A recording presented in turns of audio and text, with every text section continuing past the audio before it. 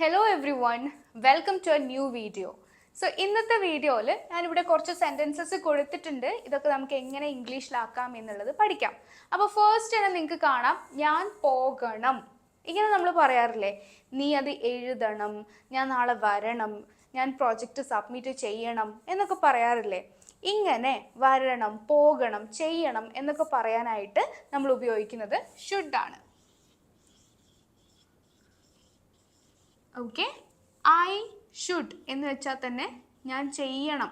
എന്ത് ചെയ്യണം? I should do, ഞാൻ ചെയ്യണം. ഐ ഷുഡ് ഗോ, ഞാൻ പോകണം. ഐ ഷുഡ് കം, ഞാൻ വരണം. ഐ ഷുഡ് ഗോ, ഞാൻ പോകണം. ക്ലിയർ ആണോ? അപ്പൊ നെക്സ്റ്റ് നോക്കൂ, അവൾ വരണം. ആരാണ്? ഷീ. She should come. അവൾ വരണം. അവൾ നാളെ വരണം എന്നാണെങ്കിലോ, ഷീ ഷുഡ് കം ടുമോറോ. അവൾ നാളെ വരണം.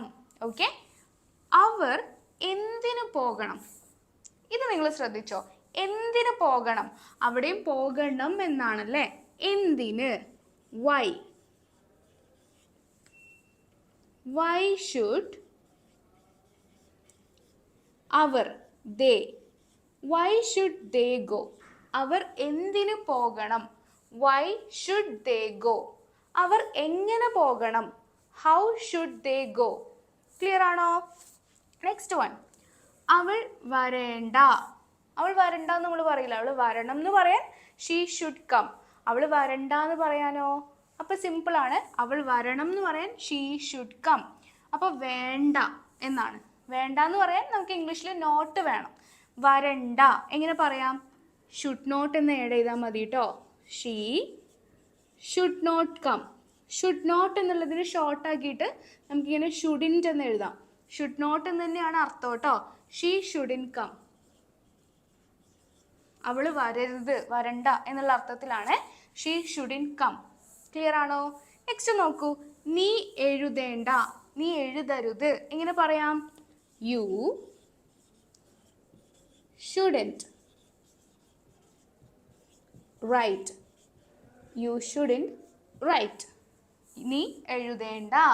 ഈ ഒരു പോർഷൻ ക്ലിയർ ആയോ? അപ്പോൾ നമ്മൾ ഷുഡ് എങ്ങനെ ഉപയോഗിക്കുന്നത് എന്നുള്ളത് നിങ്ങൾക്ക് മനസ്സിലായോ? നിങ്ങളൊന്ന് പറയൂ, ഈ ഒരു പോർഷനിൽ എന്ത് ഡൗട്ട് ഉണ്ടെങ്കിലും പെട്ടെന്ന് കോമെന്റ് സെക്ഷനിൽ പറയാം. എന്നിട്ട് നമുക്ക് നെക്സ്റ്റ് പോർഷൻ ഡിസ്കസ് ചെയ്യാം. ഇവിടെ നോക്കാം, നീ നാളെ പ്രൊജക്റ്റ് വെക്കണം. പ്രൊജക്റ്റ് സബ്മിറ്റ് ചെയ്യാന്നാണ് നമ്മൾ പറയാം അല്ലേ. അപ്പോൾ സബ്മിറ്റ് ചെയ്യണം എങ്ങനെ പറയാം? നീ ആണ്. You should submit. നീ സബ്മിറ്റ് ചെയ്യണം. You should submit your project. നാളെ എന്ന് പറയാനായിട്ട് നമ്മൾ ടുമോറോ. നെക്സ്റ്റ് വൺ, നിങ്ങൾ വെജിറ്റബിൾസ് കഴിക്കണം. പച്ചക്കറി കഴിക്കാനാണ് പറയുന്നത്.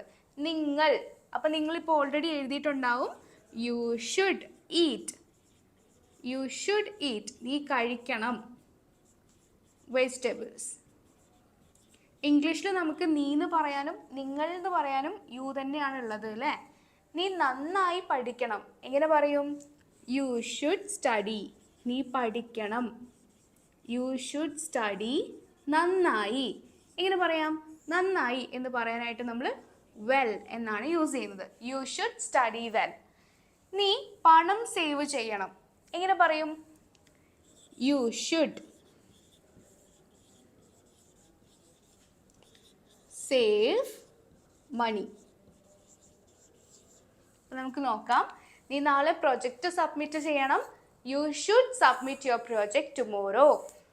നിങ്ങൾ വെജിറ്റബിൾസ് കഴിക്കണം. You should eat vegetables. നീ നന്നായി പഠിക്കണം എങ്ങനെ പറയാം? You should study well. Okay, നീ പണം സേവ് ചെയ്യണം. You should save money. Next, നീ ഡോക്ടറെ കാണണം. ഇതെങ്ങനെയാ പറയാ? നിങ്ങളൊന്ന് കോമെന്റ് ചെയ്യൂ.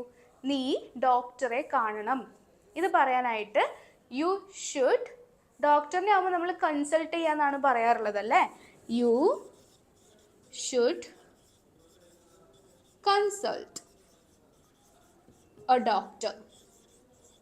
കണ്ടോ? You should consult a doctor. നീ ഡോക്ടറെ കാണണം. ഇങ്ങനെയാണ് നമ്മൾ യൂസ് ചെയ്യുന്നത് കേട്ടോ. അപ്പോൾ നമുക്ക് നെക്സ്റ്റ് പോർഷനിലേക്ക് പോവാം. ഇത് നമുക്ക് ചെയ്ത് നോക്കാം.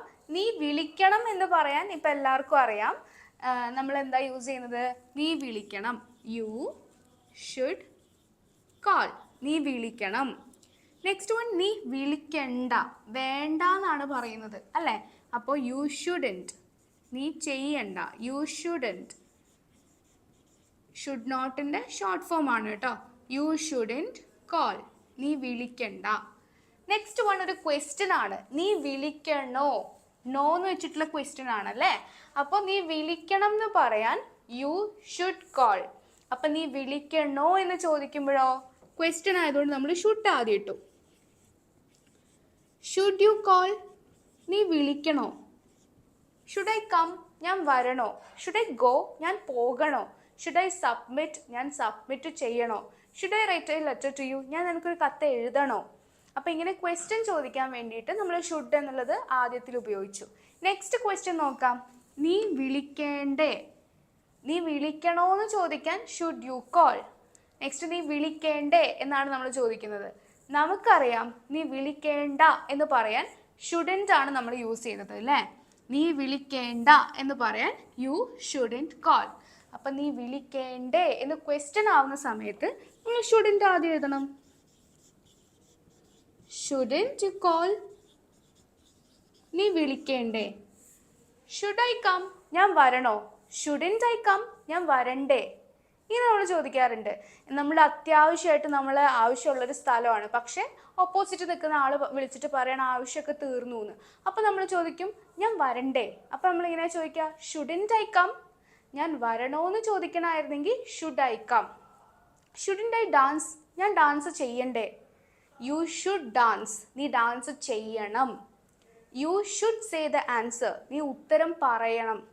Shouldn't I say? ഞാൻ പറയണ്ടേ? ക്ലിയർ ആണോ?